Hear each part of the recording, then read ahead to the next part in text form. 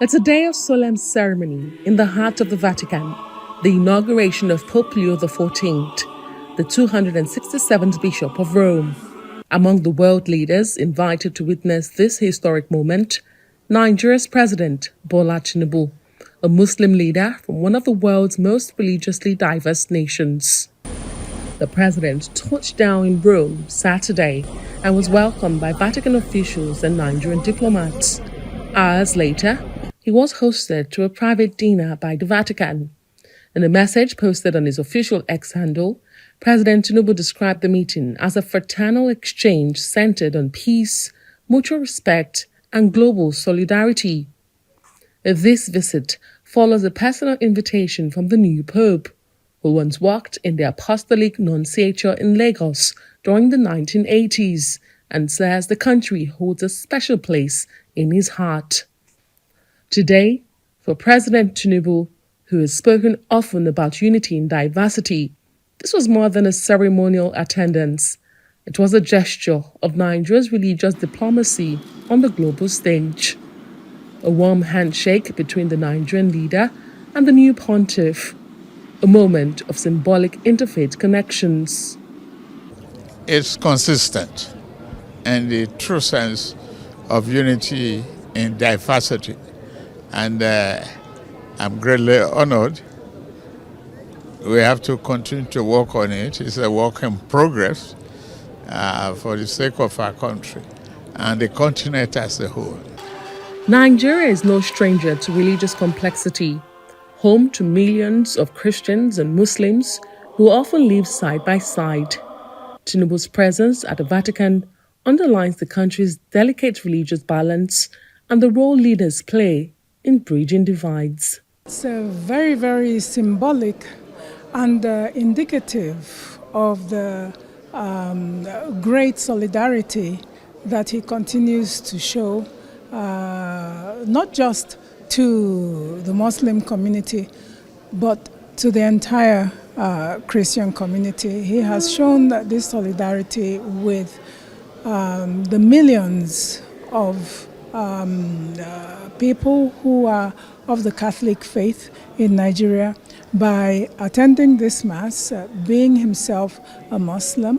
This has also shown his commitment to the advancement of peace, not just in the African region, but globally also. He's a man who's tolerant of all religions and who believes in interfaith harmony, and who has even demonstrated it by the kind of appointments he made. I read somewhere that the president has made over, out of his cabinet, 62% of them are Christians. That shows the kind of man he is. Shows the fact that a Muslim president can be accepted and is liberal to carry the whole country along. So he represents not only the Muslim faith, but also Christians in Nigeria. And it changes the perception that Nigeria has this, everlasting sectarian conflict between Christian and Muslim. After the Mass, President Tinibu met with Nigerian Catholic bishops on his entourage, urging that the country's diversity be used not for adversity, but for prosperity, and called on leaders at all levels to work for the good of the people.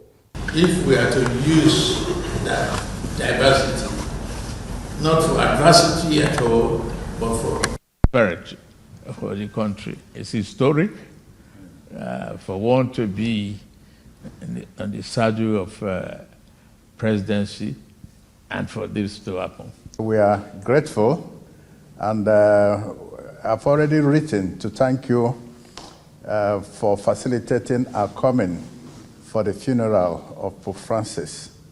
So now that you have come to the Vatican, so whenever we are having our conference in Nigeria, we'll also invite you, and we look forward to interfacing with you, just as you're able to do with the Holy Father. Meanwhile, the inauguration Mass also saw a rare moment.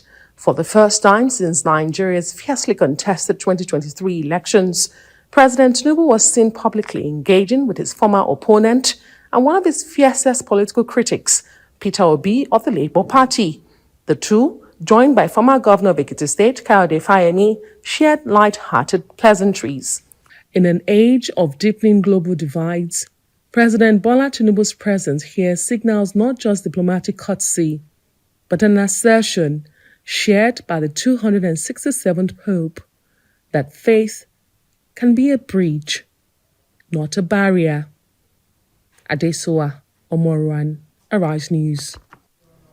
Well, joining us to discuss Pope Leo's inauguration and what it portends for the world at this time, including Africa, of course, his ideologies and what the world should expect, is Sam Amadi, Director, Abuja School of Social and Political Thought. Glad to have you join us, Dr. Amadi. Thank you. He set the tone for his papacy with a call to stop exploiting the nature, the war. He talked about Myanmar and then, of course, Gaza and what's happening between Russia and Ukraine, and of course marginalizing the poor. What do you make of that? The tone he has set. Thank you for having me. I guess the first thing is that this Pope has been the one, without being maybe too charismatic and too politically, expressive, has been very clear as to what the papacy represents. And by the way, it's a long history of popes being defining the moments, kind of defining the moment and stepping in to provide, leadership, moral leadership mostly. Of course, the famous Pope John Paul II. But again, even Pope Benedict was very clear. Pope Francis might be controversial in some areas, but clear. So this Pope, I think, brings together the two strands of recent papacy. One, deep spirituality of Pope Benedict, in a sense, hacking to the gospel in a more holistic sense. And of course, St. Francis, who, coming from his Latin American background, also had a deep sense, perhaps some would say liberal. And so this is a Pope who, I think, a compromise of two, quote unquote, warring sides. About the conservatives being alienated. Exactly. He also spoke about the church being a transformational force in the world of division. So I think, if I have to say how he defines his role, first, from the Augustine perspective, he's an Augustine priest, and we know, and it took Leo, the 13th, who is now patterned this was the first person who gave us a very landmark social doctrine of the church called Rerum Novarum, which focuses on the relationship between capital and labor and criticizes capitalism and its extreme exploitation of workers, and criticized socialism, and talked around the principles of equity, reward for labor, unionism, labor unionism. So this is a Pope, in a sense, that brings in conservative Christian values, family. A day or two before this, he talked a lot yesterday about the family as a bedrock. He has also spoken against transgender, abortion, the right of the baby, and gay marriage. So he's not going to, like Pope Francis, his predecessor, kind of, it's some sensitivity. It's okay, you know what, maybe we can give them some sacramental recognition. This Pope is going to be very clear on that. But he also has a deep and passionate commitment to social justice, not in the categorization of liberal, non-liberal, but in the simple sense of empathy, of compassion.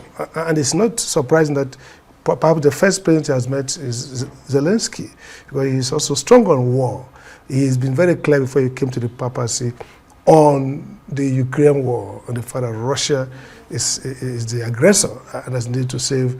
So you're going to talk about war, its devastating impact. You're going to talk about the poor, and the nature, and how we're treating the nature. Some kind of environmental, not the extreme environmentalism of the woke people, but a sense of responsibility for the earth, which is God's gift to us.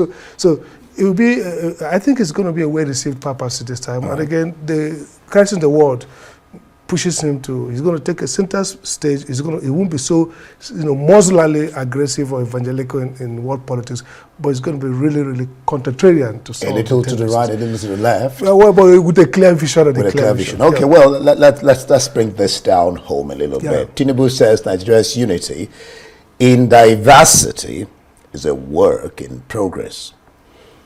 What's your understanding? He also extrapolated to include Africa. What's your understanding of this statement by the president? Mind you, Nigeria is 65. And then just recently, free African nations opted out of ECOWAS. I think, like Jess Baldwin says, he says we have to make America become America. So in the sense, we have to make Nigeria to be Nigeria. You know, if you look at our constitution with all its weaknesses, it's very clear that the constitution wants us to have what I call democratic citizenship. The notion that a Nigerian citizen is the centerpiece of governance. And a Nigerian citizen defined by political freedoms, equality, equal protection.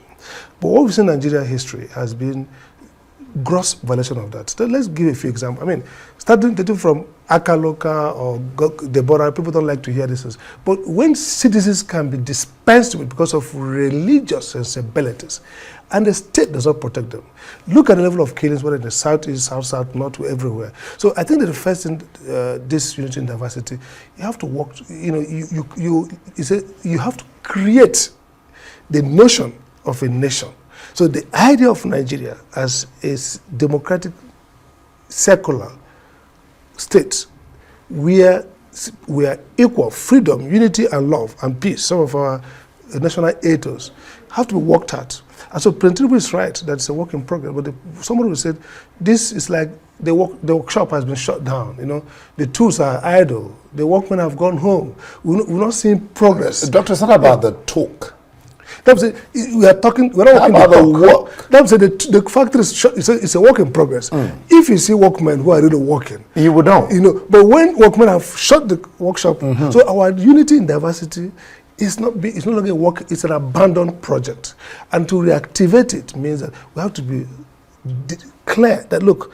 I've said that Nigeria has three crises. One is a crisis of nationality. Who is a Nigerian? So we are ethnic, we have religious, but the state, when a state becomes ethnic itself, when the state itself acts on the basis of ethnic, I'll give you an example. We'll have to be very courageous. Look at what happened to the election in Lagos State. We have some Nigerians of ethnic group were almost structurally prevented from exercising democratic rights. Did the Nigerian state step in? So the state, Nigerian state, is not protecting, it's not working towards that unity. So you have to have a state that is itself ethnically, religiously blind. And then those who, whoever opens it, you punish them. If a police officer acts grossly unethical, violate people's rights because they are belonging to different religious groups, you punish them. If it's a minister, you punish them. If it's a lawmaker. If some people go and kill somebody because of different religious faith, and those people who are killed are feebly prosecuted and they get away, you should put another prosecute, shut it down. So I think the point is right, but the problem is that people will say, well, the work has ended. Can you now restart this work? So the challenge for President Tinibu, and he's right about the nations are always unfinished business, but it must be moving forward in the direction of work, and not that you have stopped the work, shut down the work. And so I sympathize with the notion, and that's what Pope will talk about. Pope will say, okay, diversity is a resource, but diversity has to be managed in a way that aligns with the national agenda. So the problem of nationalism, the problem of state and religion has not been clarified. Like you said, be blind to it. Now let's try to address these two issues in less than 3 minutes.